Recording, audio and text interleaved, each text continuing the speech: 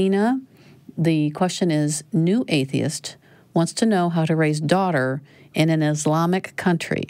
Does not want to disclose location. All righty. Athena, are you there? Can you hear us? Hi, Claire. Hi. Hi, Janet. Hi. Yeah. Hi, Athena. Hello. All right. So you have a pretty heavy question here. Yeah. So a bit of a background on me.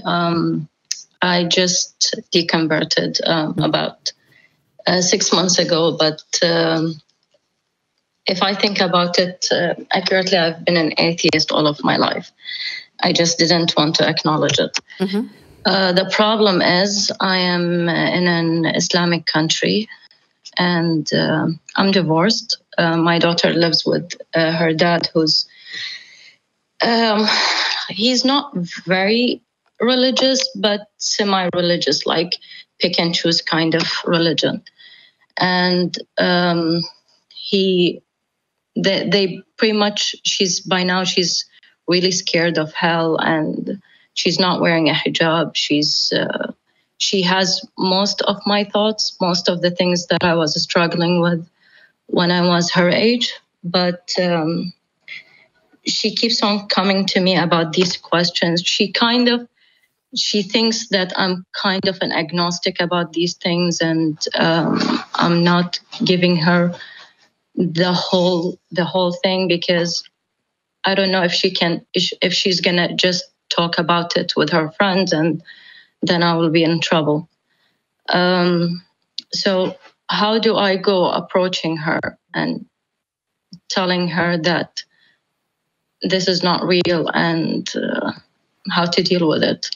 And she has been. They give her religion is taught in our schools, so they teach her about Islam, and she has to memorize verses from the Quran, and I don't know exactly how to approach these things. She keeps on coming to me with the questions that I do have the answer for, except the answer is very atheistic kind of answers. It's going to I don't know if she's going to be able to hold it within herself, or just talk to her friend and then try to discuss it with her friends. May I ask how old she is? She's almost 13. Okay. And how dangerous is it to be an atheist where you are? Well, a minimum of going to jail. If you're not trying to advocate for atheism, and you could lose your life if it's proven that you are trying to deconvert people or whatever. I know what my advice would be, but I'm interested to hear what Jan, especially I would like to hear what Dale because of but yes, of course, Dale. But since you know more about the religious piece, no, I think this would be a better one for Dale to start. Oh, all right, Dale. Okay. The line actually broke up just a little bit while you were explaining how much she knows about your position. Did you say that she thinks of you as an agnostic? Is that?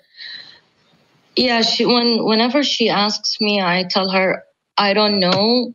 The thing is, what I'm asking you to do is just question in your mind, is what they are telling you believable or not believable?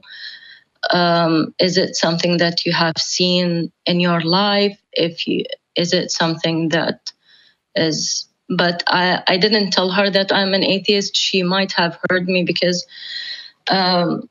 I've been watching a lot of atheist experience and a lot of debates and stuff for the past few months. So she has heard a few of these, and she questioned me about atheism and stuff. And I told her that she shouldn't talk to anybody about me watching it.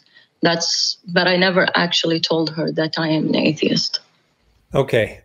Well, I think what you're, first of all, I have to say that a lot of people look at a situation like this and say, oh, you need to be true to your own beliefs and you should be strong and you also have to be pragmatic. And when you're in a situation where, I've talked to parents who are also in fundamentalist Christian families in the United States who also feel that they might be in danger from their family. So it's you have to be pragmatic about the situation. The approach you're describing, the way you've talked to your daughter so far, to me is ideal.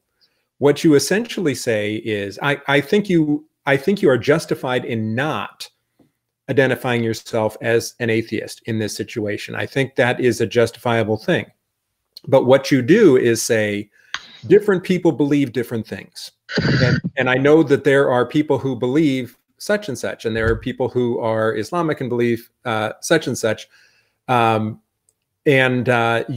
can think about these things for yourself, and let her know. She presumably knows what the social situation is there, what the risks are, and so on. But for you to essentially be a person who lets her know that different people believe different things, that is a lot, and it's enough at this point. If a child is terrified of hell, for example, and that child is brought to know that there are people who don't believe that it's real, that by itself is an enormous gift. A lot of people who are raised fearing hell have no idea that there's anyone who believes differently. They actually are raised in such a cocoon that they can't even imagine not believing it. But I talk about the fact that my wife was Southern Baptist. She was a Christian for the first half of our marriage, 13 years. And now she identifies as a humanist. But all a kid needs is to hear two perspectives. They just need to know that there are different ways of seeing the world. And that will go a long way. You don't actually have to, when there are these other variables, you don't have to say, I'm an atheist, here's what the atheist perspective is, here's the truth, you've got to embrace it this way. You don't even have to do that. You simply have to let them know that there are these other points of view, and you can think about them on your own and just be careful about saying things publicly because of where we are. But I really think that the approach you're describing up to this point is just about spot on for what, and you don't have to feel like you are required to do more, that you're required to put yourself into a more dangerous position. And when she's older, and she might have a really firm grasp of the risks and so on, then you can have that conversation. And she'll probably say, you know what, Mom, I knew it all along.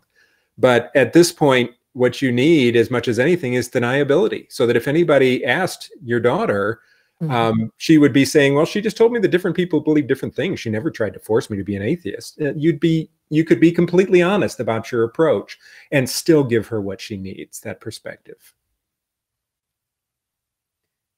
I would like to add some more, Athena. Or did you have any questions or thoughts for Dale? Hello? Oh dear, did we lose the line? I see that she's still here, but she may be able to hear it by watching the show, but not through the phone. It muted. Okay, so I'm going to assume that she's still there.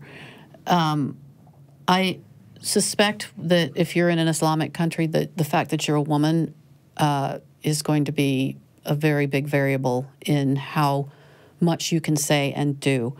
I'm going to assume that you can probably get away with less than, say, a father who's atheist and talking to his daughter about these sorts of things.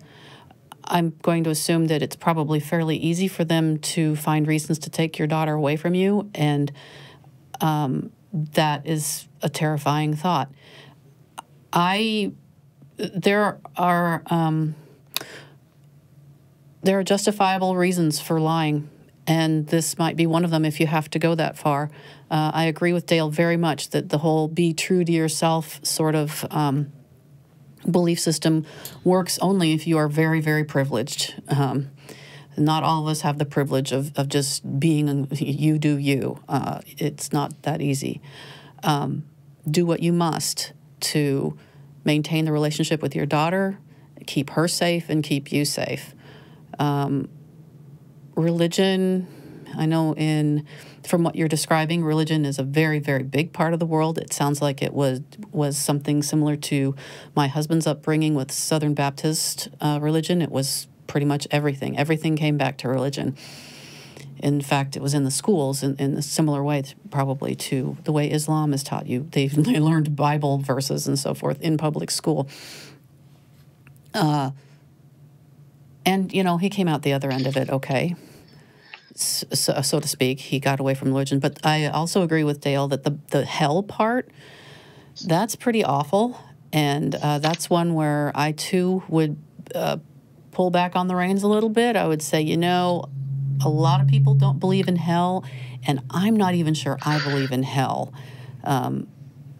That's an important thing, because hell is traumatizing. I'm sure Jan can talk about that quite a bit. My husband, it traumatized him greatly. He was terrified of the devil all of his childhood. So we certainly understand that.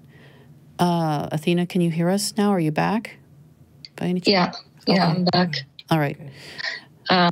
So I didn't hear some of the part, but the problem with Islam, it's hell is not a debatable subject. It's just okay.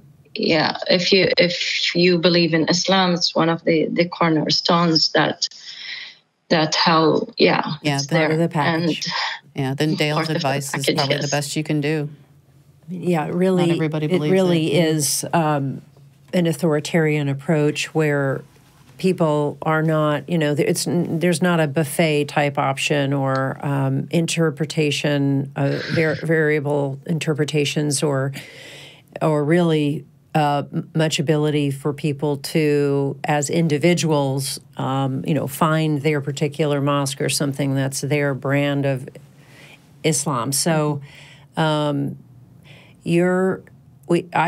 I really feel for you as a mother and as a woman. Like Dale and Claire have been saying, your safety is more important than anything, as well as your relationship with your daughter and her, as Claire was saying, her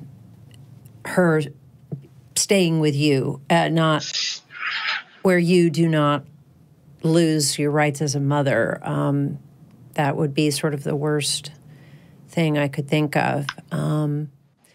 But I know you're not sure if she at this age could keep a secret.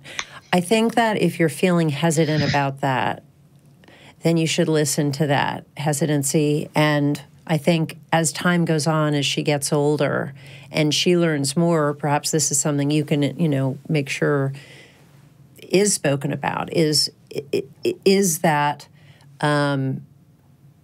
that where we live, a lot of people believe this, and they do not like people that don't. And I think it's good to be clear on that. What do you think, Athena? Yeah, I agree. I can't.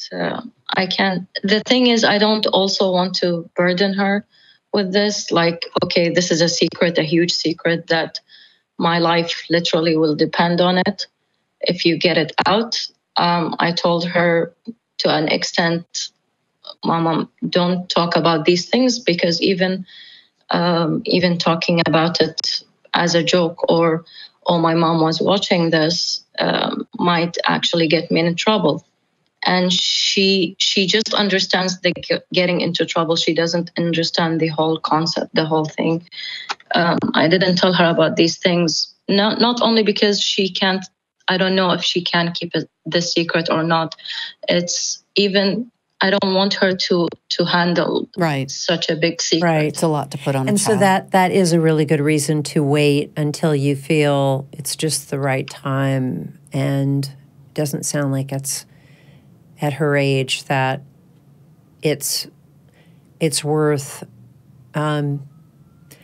opening up too much about that now. But I think as long as you and she have a good relationship and that continues, that discussions will take on a natural course, and you'll feel more and more trusting of her ability to be able to have conversations with you, and you feel like there's a real understanding about what privacy means and protecting each other.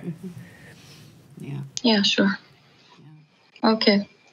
Thank you. Yeah. Thank you all. Well, take good care, and please feel free to check back later if you ever want to talk more. Yeah. Okay. We're happy to listen, because I can't imagine how isolating your world must feel right now. Thank you. Thanks. Okay. Thank you. Wow. Yeah. That is really an amazing reality check, because, we are in a place where, we will get very upset. Like if there's some wacko religious leader that just says, "Oh, I think we should be stoning disobedient children." Everyone's like, "Oh, what a what a wacko," And but those things, just are said. They're not actually done, and those kinds of ideas, are usually stopped in their tracks. We don't have to actually live them. We don't have to lose loved ones because of those kinds of ideas. But authoritarian religion is so dangerous, so unhealthy, and it just is. It is so poisonous for a culture. So I really hope she can find a better place to live someday. Yeah, if the child is 13, maybe when she goes to college, she and mom could go someplace. I'm having a little, oh, please let a happy ending be on this. I can't imagine how that must feel. Oh, yeah. Dale, any more thoughts? No, I just, there are certain situations that I run into in this work where somebody's in a situation where the other, where the usual answers don't apply. I mean, there are things that I'm so accustomed to saying to people in workshops and talks and that sort of thing. And then there's something like this, where you just, the path is much more difficult. It's much more narrow. So yeah, I really, really feel for her.